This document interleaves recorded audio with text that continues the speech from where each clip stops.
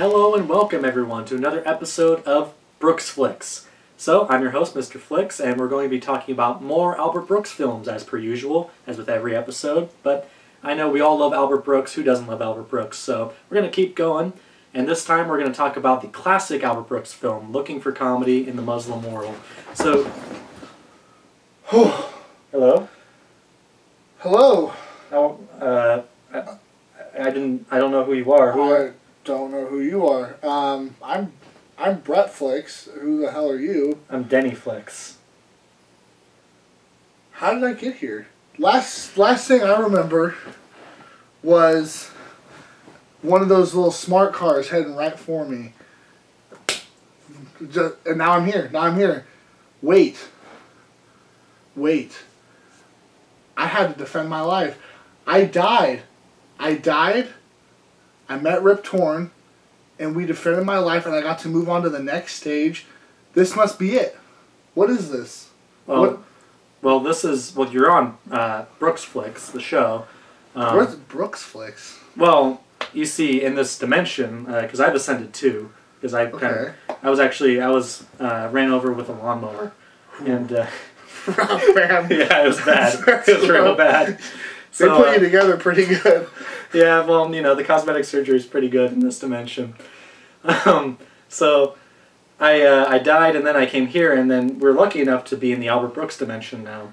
So everything is Albert Brooks. All movies are Albert Brooks. All movies are Albert Brooks, with the exception of Top Gun. Oh, well, of course, you gotta have Top Gun in there. Yeah, he only wrote that. So... This must be, he wrote Top Gun, wow, this must be heaven then. I guess when I defended my life, they must have been really impressed with what I did. Yeah. I didn't do much with my life before, but... Well, hey, it's nice to have another Brooks fan here on the show. Yeah, okay, cool. Since you're here, do you want to talk about Looking for Comedy in the Muslim World? Sure, I love that movie, so I guess I mean, whatever you want to do, if you don't mind me being here. Yeah, sure, it's my pleasure, not? So... Why don't you go ahead and kick it off? I mean, I know you just died and all, but... Yeah, I mean, it's coming back. Good. Yeah.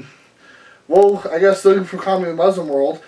It was. I don't know about this dimension. I thought I overheard you saying there was like however many movies he's made in this dimension. I think he's made about 320 in this dimension, but as I understand, they've only released about 7 in your dimension. Yeah, I was gonna say because as far as I know, I've only seen 7. So. Yeah. So that's okay. I got a lot of catching up to do. Wow. Okay, well, in my dimension, this was the last movie he did, okay. And last movie he wrote and directed, and it's a really funny one. Like this is the one where he gets hired. He plays himself. He gets hired by the government to find out what makes Muslim people laugh, to try to just to try to kind of help relations between Americans and the Muslim people. They thought maybe laughter is kind of the key or something, so he goes over to India, I think. He has 2 different countries he goes to. I forget which ones they were. He starts in India and then he doesn't. He wants to go to Pakistan. Yeah, but he never makes it. Yeah, spoilers. But. Yeah, whatever. I spoil everything. Yeah, and he goes and it's kind of a disaster. His style of comedy doesn't exactly translate very well over there. Yeah, it's kind of a, to me, it's like a spiritual successor to real life. Yeah. Because the only other Albert Brooks movie where he plays himself, and it's not really the same Albert Brooks that we saw in real life, but it is an exaggerated version of himself. Yeah. Where it's he does all the bits, his real life, as in not the movie, but his actual stage show. Yeah, if you've seen, if you can look it up on YouTube and actually see a lot of the stuff he does in Looking for Comedy in the Muslim World, but him actually performing it on the Tonight Show or something. And that's kind of where the comedy of the movie comes out, is that he, what translates to being funny here doesn't translate to being funny over there, because they don't have the same context for the kinds of jokes that he would do. Albert Brooks was a very not by the book comedian. He didn't really do a typical set up and payoff kind of structure. He would almost do parodies of other people's jokes. He had a parody of this ventriloquist act where you could see his mouth moving.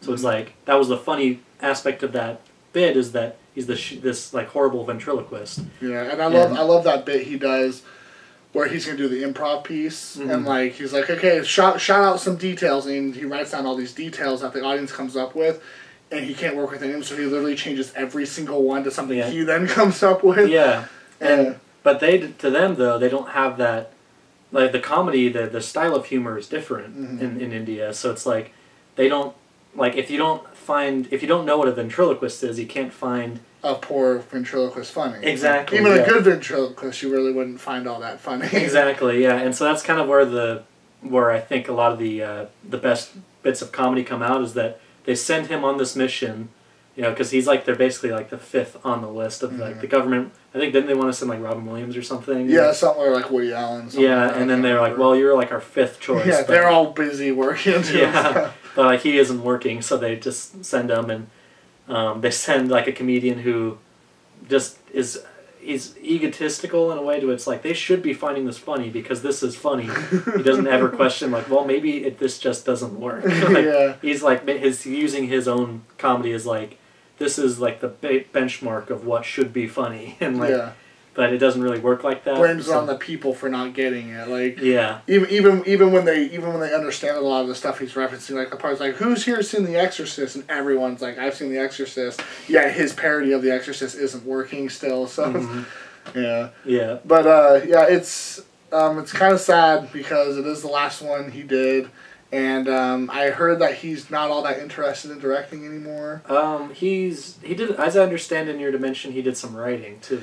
Yeah. He's done quite a bit. Which I have read his book 2030, the real story of what happens to America, and that's a great book. Really, really interesting. Looking for Comedy Muslim World. It's a good one. It's a really good one. Absolutely. It's hilarious. Really funny. Really edgy, I think, too. Yeah. Because a lot of the jokes could borderline on being offensive. You know, he never shows any disrespect to the other cultures or anything, but you know, it's an edgy comedy done right. Yeah. That's what I like about. I think Albert Brooks's best movies are the ones that they sort of are observing something that's kind of in the now. I feel like that's what he was trying to do with this, especially tensions are high. Yeah, with two people. Not only just the Middle East, but just like other cultures in general. Like we kind of started getting paranoid of other people. Yeah, that's kind of the American way right now is to kind of put up a wall. Put up a wall, and reject other ways of doing things. You know, if it's not American, then get out. You know. Yeah, and I think that's why this movie is still really relevant, is because it's about like, well, let's try and make an effort to understand and not be afraid. We can all unite each other with laughter. You know, and it's actually it's a cool concept. Yeah, and I would even sort of agree. It doesn't really work in this movie because he's not able to really find out what makes him laugh. But you know, I think if you were to find out what other cultures enjoy, that would kind of help bring everyone together. I think it's their heart was in the right place. Yeah, and it resists becoming like a feel good movie. It's not like one of those things where he's like, I get it. You know, he kind of fails. In the end. No, he totally fails. And spoiler alert, doesn't he like ignite World War III? it resolves real quickly, but like he does like start a war on accident. Yeah, it's actually probably my favorite ending in any Brooks movie is the ending of that movie, because it's just. It's kind of dystopic in a way. So one thing I was planning to do on my show in my dimension was I wanted to like quickly just kind of go once I finished reviewing all of Albert Brooks' films, I wanted to go through each one and say like, this is my opinion, kind of his worst, which I don't think he has any bad movies, but my least favorite to my favorites. Yeah. So would you indulge me in the films we made in my dimension? Kind of go through what you feel is his weakest to his strongest. Well, you kind of caught me off guard. I mean, I didn't really prepare to do like a top films list, especially from only 7 movies. Yeah, this the week 7 we have. Because I mean, I have ranked all of his movies in this dimension, which goes into the hundreds, as I've said. But it would be dimension 1430. I do happen to have a top 7 Albert Brooks films from that. Yeah, I see dimension. A huge pile of like top 700s. Yeah, well, that's actually cards. Those are just top moments from Top Gun. Actually, that's the Albert Brooks. Oh, I see. Okay, yeah, because there's Tom Cruise making out with a dude right there. So that's the Top Gun pile. Okay, there's that. Okay, cool. Well then, it looks like that's the same 7 I have. So let's just kind of go off that list. Sure, sounds good. Sweet. Well, I guess my weakest or my least favorite movie of his, I know you hate me for, but it is Real Life. Not one of my favorites. I felt like it had some weaknesses, which I did discuss in my first episode. So watch it if you haven't already. Not my favorite. I enjoy the movie. Not my favorite. I don't think it can get any more split than this because this makes me jump to my number one spot. Real Life. It's my favorite Albert Brooks movie because I feel it's a movie that is definitely from a time and place. Like it definitely it belongs in the period it was made in the late 70s, anticipating reality television.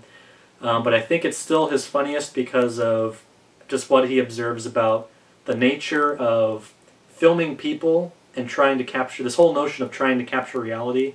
And could it ever be done? You know, like is it ever reality when somebody knows there's a camera right in front of them?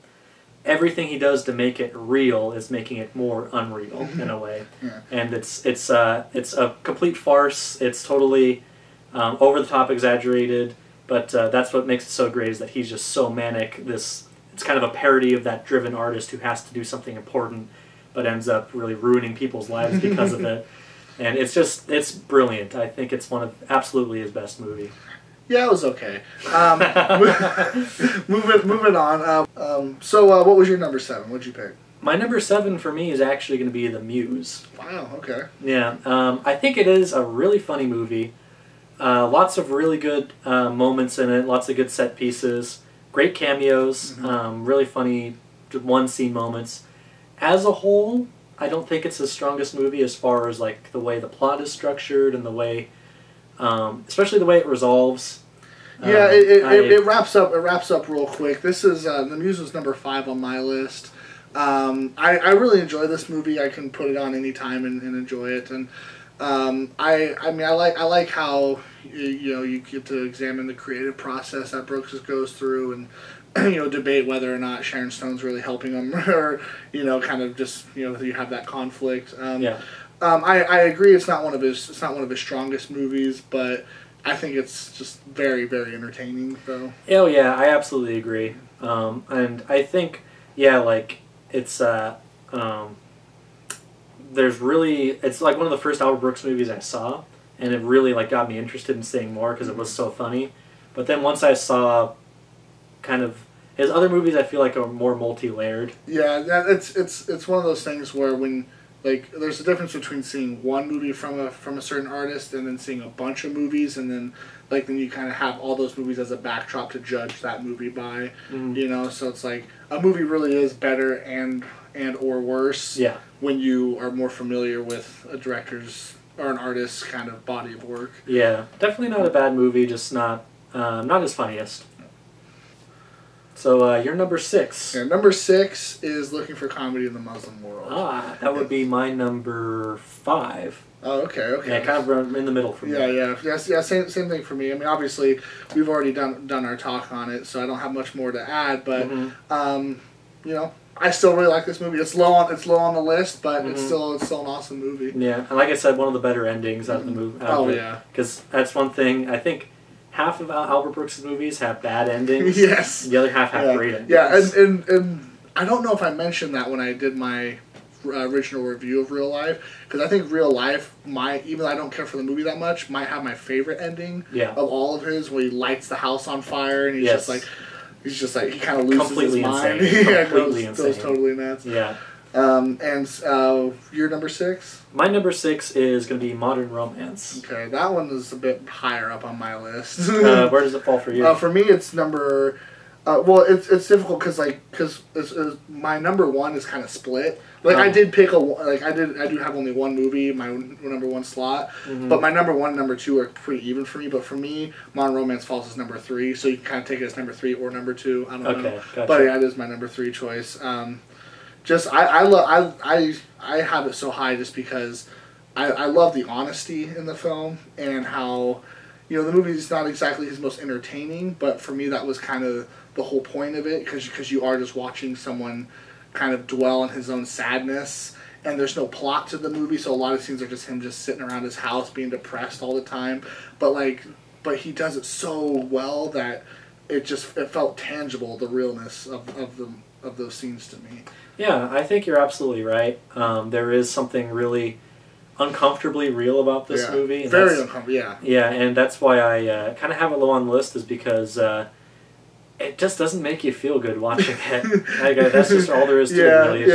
It's about people making the same mistakes and keep basically setting themselves up for failure, because, you know, as with a lot of people know, like, some relationships don't work. But sometimes people are just too attached and they don't know when to let go. And it doesn't stop people from just making the same mistakes over and over and over again. And that was why I loved it so much. I think that's why it's important, I think, for a lot of people to see this movie, because hopefully, you know, maybe if you're in that situation, I've been there, like, you can kind of be like, oh, maybe it's time to say goodbye to certain people sometimes. I think it is a really fabulous movie, but for me, I'm kind of ranking more on rewatchability, like which ones I'd want to watch again. I'll give you that. I don't really want to watch Modern Romance again. No, I understand that. I would agree with you on that one. And so, now what's next? Number 5? So I covered my number 5. Did we? Yeah, I talked about mine, because my number 5 was The Muse, and yours was... Mine was Looking for Comedy in Okay, great. So we can just streamline, go around to the next one. Number 4. What's your number 4? My number 4 is Mother. That's my number 1, bitch. Oh, wow. I mean... Okay. Why? Okay. Really funny movie. Yes, hilarious. Really well observed. Great performance from Debbie Reynolds. Great performance from Albert Brooks. The actor who plays his brother is really good in it too. Oh, yeah, he was funny. I don't have anything bad to say about it. I just like his. I like his other ones more. Yeah. Yeah. For me, Mother is my favorite, because for me it feels like his most, I guess, overall just well done movie. Because like you said, I don't really have any criticisms of it, and everything. Everything about this movie I think is just so strong. Like, for how well made it is, the performances from everyone, especially Debbie Reynolds, how great the script is. Yeah. It actually has a satisfying ending, like very few of his movies do. And just, and a lot of, I think half my praise just kind of goes to Debbie Reynolds. I think she gives an amazing performance, like one of her best. Yeah, sure, every single moment, like from moment to moment, line to line, she just nails it. Yeah, and for me, that's my favorite of his. Yeah, absolutely. That'd be good points. Because really the only things that I have to say are really nitpicky. I didn't really care for the score so much, I remember. I feel like a lot of the... one scene in particular stuck out to me towards the beginning is when he's moving his one possession left from the divorce, his chair. I feel like that scene would have been funnier if there was no music, you know? But the music they chose for it is like really like... Bum, bum, bum, bum, bum, bum, bum, bum, bum, bum, bum, bum, bum. And I'm like, this is a funny scene. The music's just killing it for me, you know. That's nitpicky. It's not like, you know. Yeah, that goes to show just how important it is for like all these little pieces. You know, because movies are just a bunch of little things coming together and hoping it all fits. I mean, everything from simply just the music could ruin an entire scene, or you know, maybe a costume choice or something like that. It's like. You know, so it takes a lot. It takes a lot to make a movie come together. So I don't really remember the music. I kind of want to watch that scene, and you'll know what I'm talking about. And I'll be like, dude, this sucks, man. Yeah, that scene. I swear. Like, so just mute it. If you mute that scene, it's a really funny scene. But other than that, I remember the scene. I don't really remember the music because I would agree with you that like I would think that scene would play better silently, or at least you could have like the sound of the chair. Yeah, exactly. Just the sound of the chair scraping against the floor, you know, would be really funny because like this divorce is left him barren, you know.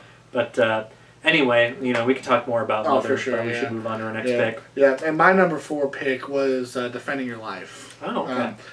This you know, I love this movie. I mean, it's such a sweet and romantic movie, and I get really caught up. All the scenes that Brooks has with Streep, I just think are so. I don't know. I kind of feel like a teenage girl when I watch it. When I watch it, like a teenage girl watching Titanic, I just get so giddy because the chemistry's so good. Yeah, it is really pure. Like, for sure. It's an innocent, just fun movie. Yeah, and it's like, and they have to quickly like develop that romance too because the movie takes place over the span of like a few days or whatever. Yeah. and that's all the time they have together, and you kind of have to buy that they would be that into each other. Yeah. So, I guess just a credit to the always wonderful Meryl Streep, you know, to be able to pull that off, and same thing with Albert Brooks. I think he's an underappreciated actor. Absolutely. So it takes a lot of skill to be able to bring that to life. Yeah. I have it ranked just a notch higher. I have it as my number 3. Good choice. So yeah, I love. I think it's just a great concept too. The whole story of, it's almost like what I'd like to picture the afterlife being like. Almost where there's, could you call it like a purgatory? I guess. I don't know. I don't know what you really call it because it's, when I hear purgatory, I have these already like preconceived like images in my head, and this is unlike anything. Yeah, but basically just like a waiting period where they're just deciding what to do with you.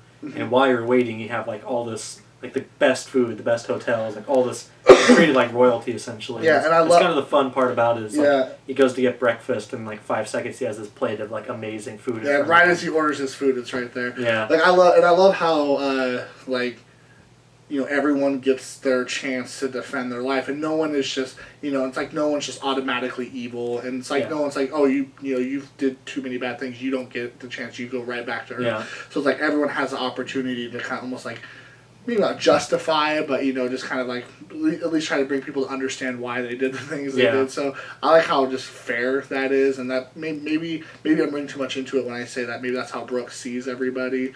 Like, no one's just like, inherently just super evil or super good. It's like, people have their drives behind the things they do. Yeah. I think that's what's so engaging about that concept, too, is just because I think we all put ourselves in his shoes during those moments where he's watching his own life and having to defend himself.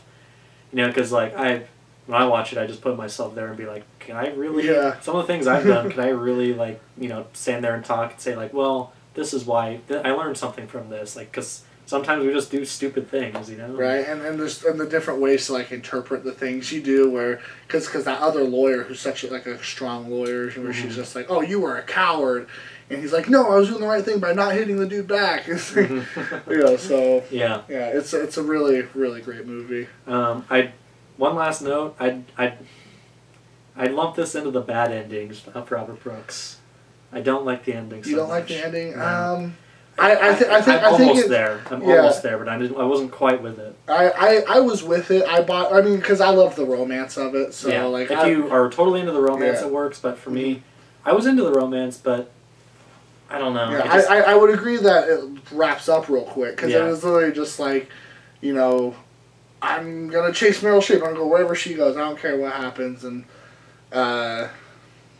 yeah, but I was like, yeah, go get it, man. Do it. Break those doors open. Take her. Kiss her. Do it. Yeah, and I mean, it's satisfying. But I don't know. I guess I like the more dystopic Albert Brooks, where the house is, instead of being united and finding his love, I want to see the house burn down. Yeah. So it's a different kind of movie, and it's a different side to his comedy, but it's a charming movie, and it's really, really funny to this day. Still a classic. So what does that put us at? We're on 3 now? Yeah, that was my number 3. So what was your number 3? What was your number? Oh, my number 3 was Defending Your Life. Okay, cool. My number 3 was Modern Romance. So we only have one left. Yeah, only one more to talk about. So what was your number 2? For both of us, it's actually going to be Lost in America. Yeah, Lost in America, yeah. This movie's awesome. This is probably his worst ending, I feel.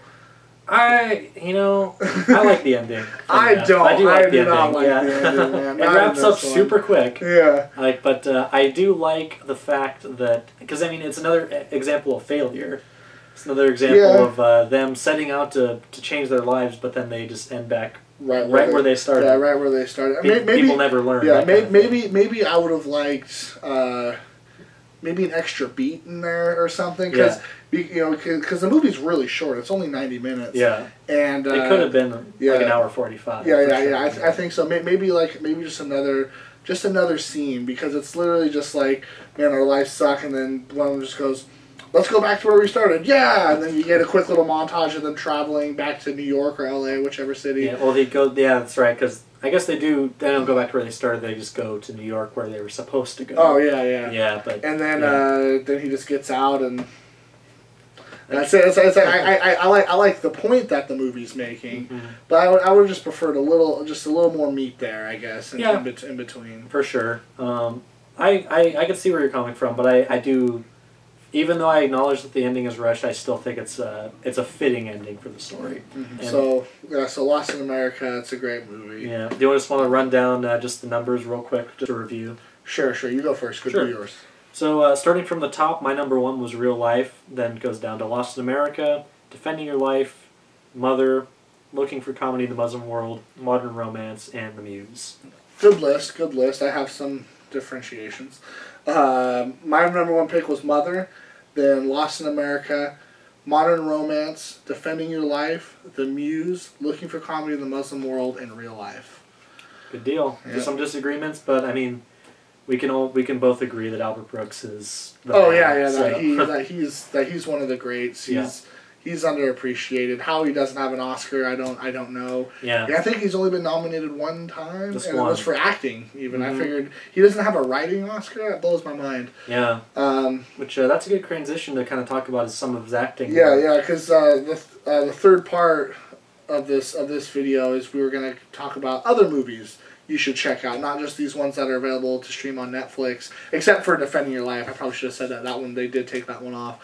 But, I know, it was... Jerks. Yeah, no, I was mad when I was doing the video, too. Like, they took it off now! Yeah, before you could talk about it, that's right. But, because he has such a big career, and he's not just, like, a writer-director, he's also a big actor, and he's written books, and...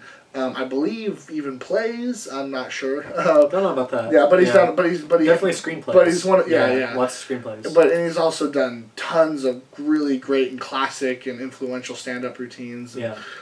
So there's just so much more to the man. And so I guess for the final appreciation of him, each of us are gonna give just a couple other things you should check out in Albert Brooks' very vast body of work. I'll let you go first. Okay. Of something you would really recommend. Well, I could recommend a lot of his acting roles because he's great in a lot of movies. I'll go ahead and talk about Broadcast News since we mentioned it. That's the movie he got his Oscar. His Oscar nomination, which he really should have won. Oh yeah, he's amazing. He's really key to what makes that movie work because it's a movie really about a love triangle. His role is kind of doing what he does best of being sort of the desperate part of that equation. It's just he simultaneously is hilarious and funny and manic, but also kind of heartbreaking. Yeah, he has some speeches that just kind of really make you feel for him. Yeah, I mean, especially that one is like, he's the devil. I actually will go on YouTube and just watch that scene because he's so great. Mm-hmm. I don't know what it is about this movie. I mean, I don't want to make any assumptions, but like, I think he's just extra good in a movie in Broadcast News, and maybe it's because he doesn't have to worry about like also directing and worry about the other actors. He just has to worry about his performance, his character, and he gives an extremely memorable performance, and like it's one of my favorite. Yeah, amongst a lot of. I mean, when you're with Holly Hunter. William Hurt, an amazing cast. All three of them are fantastic. Mm-hmm. Broadcast News, that's one of my favorite movies.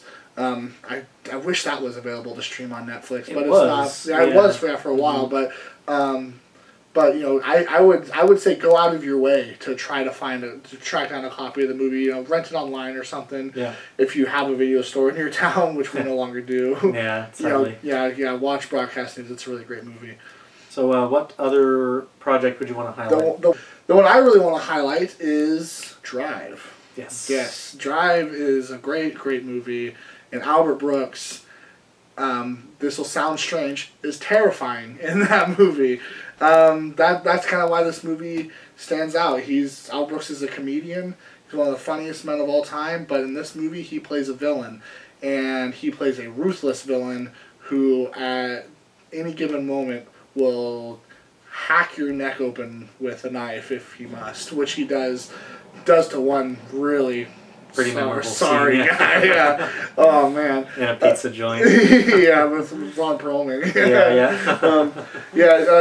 Drive was kind of a big deal when it came out. It's still highly revered as kind of like a modern masterpiece. Yeah. And Albert Brooks gives one of the greatest performances of his entire career, and it was a major upset at the Oscars when he wasn't nominated. He did get a Golden Globe nomination. Oh, he did? Okay, well, that's good. That's good. But people thought he was going to get an Oscar nomination. It didn't happen. When you see the movie, you'll be like, how did he not? Yeah. There's not a trace of him in that role. It's totally like one of those examples where somebody really takes something that's totally unlike them, but because it's so different from what they've done, it's like you're seeing somebody for the first time. Yeah, it's like seeing like Jim Carrey do one of his dramatic roles. Like, yeah. Or Adam Sandler doing a dramatic role, something like that. You kind of see something in him that you hadn't seen before, and that's why it's so interesting is that even his face and his hair looks different, so it's his hair's like thin and he has no eyebrows and he has this kind of unreal quality to him, and so it's like when I watch it, I don't think like, it's Albert Brooks. It's like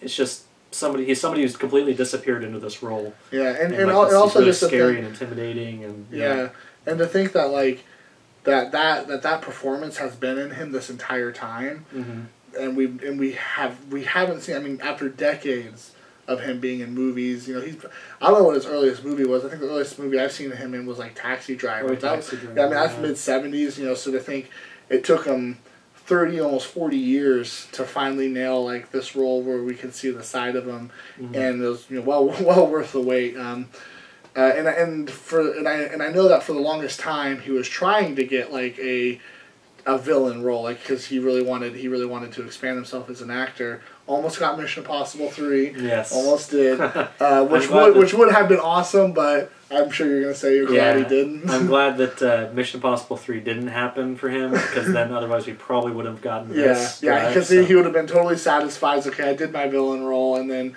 we would have got Philip Seymour Hoffman as the dude in Drive, probably. Which kind of also would have been awesome. Which would have been. I mean, either of those actors in any role is great. Yeah. So Drive's a really unconventional movie, and so I've shown it to a few people, and they had a hard time getting into it because they didn't really know what to expect. It's very slow paced, and it's not the most accessible movie. It takes a lot of patience, but. It's an atmospheric movie. Yeah, very atmospheric, and there's little dialogue in it even, and so. But I think it's a really great movie. I love the movie. So that's my pick. You got one more? Yeah, I'm gonna step outside the box a little bit. And I'm gonna do the book that he wrote fairly recently, a couple of years ago. He wrote a novel called 2030: The Real Story of What Happens to America. And it's one that people kept asking him to make into a movie. And it'd make for a great movie. Yeah, totally. But if he did make it into a movie, it would be unlike any Albert Brooks movie that we've seen. Because it's a very complicated, big story. It's not... Most of his movies are like very small scale, like about human drama between 2 or 3 people. This book is about like an entire world, essentially, not just like the workings of the world, like the political system of 2030, but just like so many different aspects. What's going on in Japan? What's going on in Britain? What's going on in this part of America? Like, it's really expansive. Like, and sort of what kicks off the story is an earthquake. Basically, is it the San Andreas fault?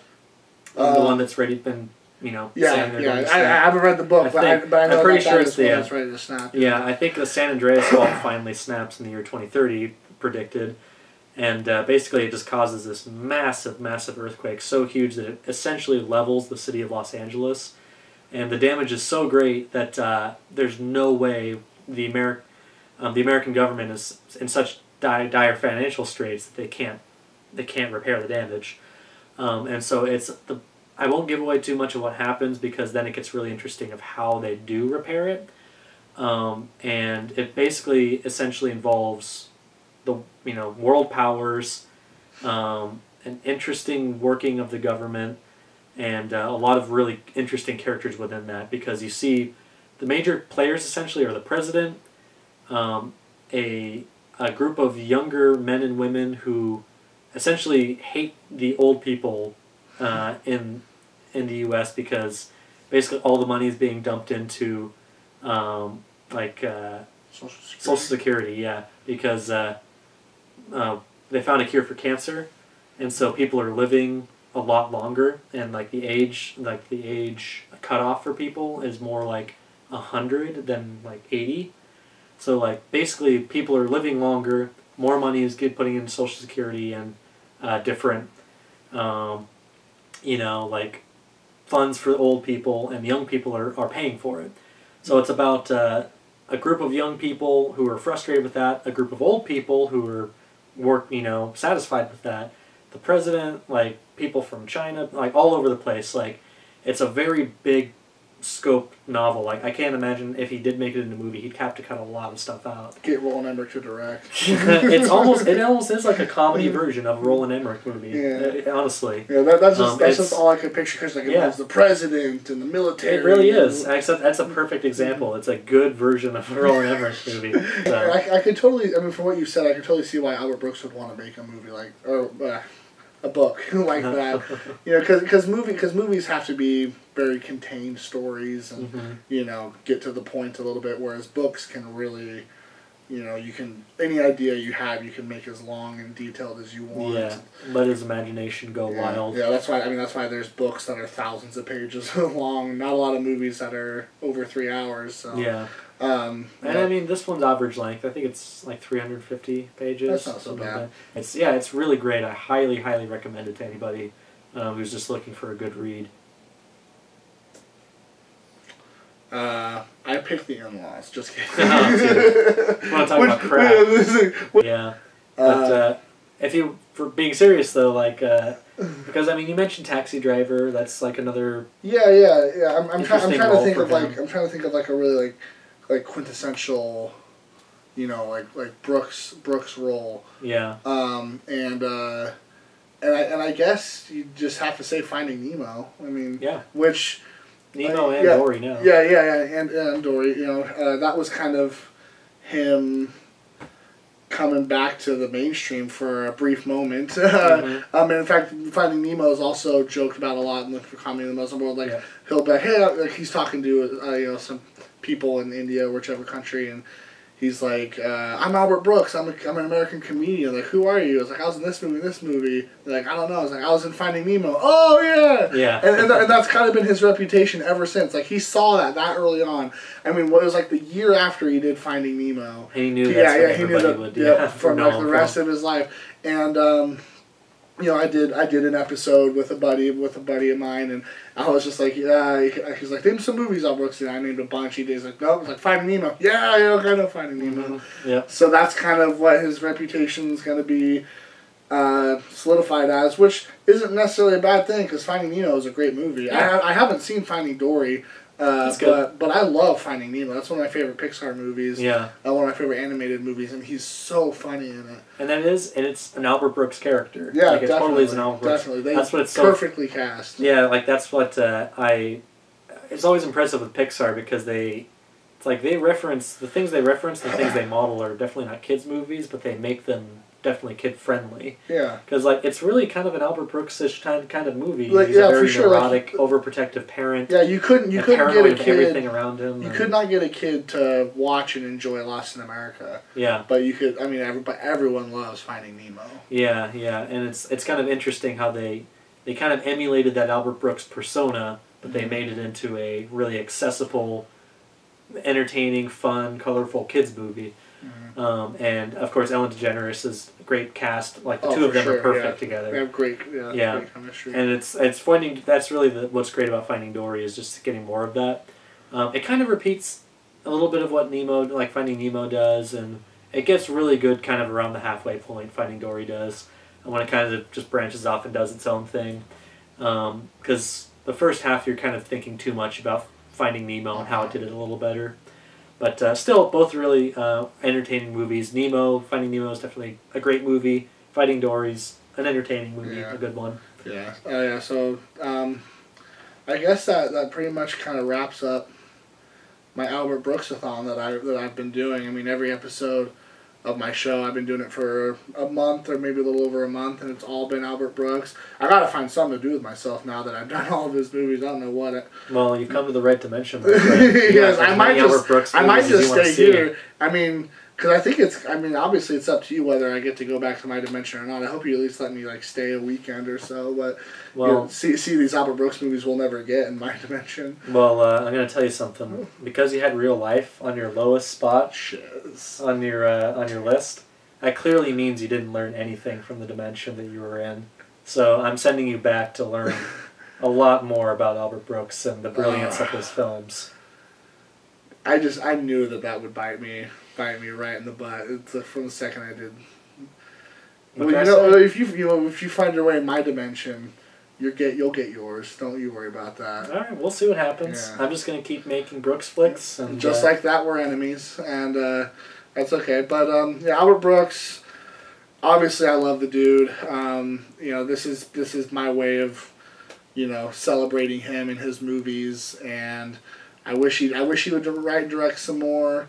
But if he never does, he's left behind a lot of memorable movies that I will continue to watch throughout the years. So I think it's a good sign that the Netflix did a deal to get all of his movies on Netflix, because clearly that means there's an interest. Yeah. And that's got to be good for him to hear, to know that people are interested, and that, I mean, look at us, we're sitting on a couch and we're asking for more, Yeah. And so, I mean, like, hopefully we're not the only ones who can actually talk to him and say, like, hey, we want more, we want to see more from you, and hopefully we'll get to see more. Maybe this will spark something in him, just to know that, like, Netflix is now like a juggernaut too when it comes to movies. It's like Netflix is, wanted to make the deal to get his movies on there. So maybe he'll do something with Netflix. Maybe because Netflix is producing a lot of their own original content now. They just did Christopher Guest's new movie. Yeah, they did. Mascots, right? Mm-hmm. Yeah. Maybe we should talk about that next episode.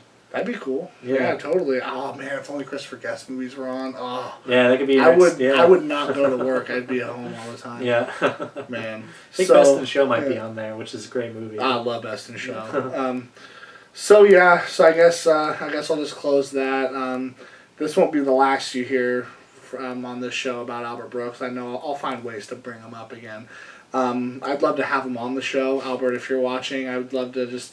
Maybe not even like just do an interview, just have you just sit along with me and just talk about some movies we all like, and have it be a real casual thing, Brooks likes the Netflix and chill too. Yeah, exactly. I'll Netflix and chill with you all night. Yeah, for sure. So, I mean, I'm sure you'd have some things to say. Yeah, for sure. So, thanks for watching, for all the loyal fans that have stuck with me since episode 1 and been watching me just be really gay for Albert Brooks this whole time. Thank you for having me on. What'd you call it? BrooksFlix? That's right. Not hard to remember. It's hard for me. But yeah, it was a pleasure. Yeah. I normally just do this by myself with an empty space next to me, so it was nice to actually have that space filled. Yeah, have it filled in. Maybe you might want to center yourself next time. Sit here. Well, as your show, you do what you want. Yeah, in this dimension, this is good composition. So. Oh, okay, cool. All right, well, peace out, fellas. See ya. I wonder how long that was. Yeah, that was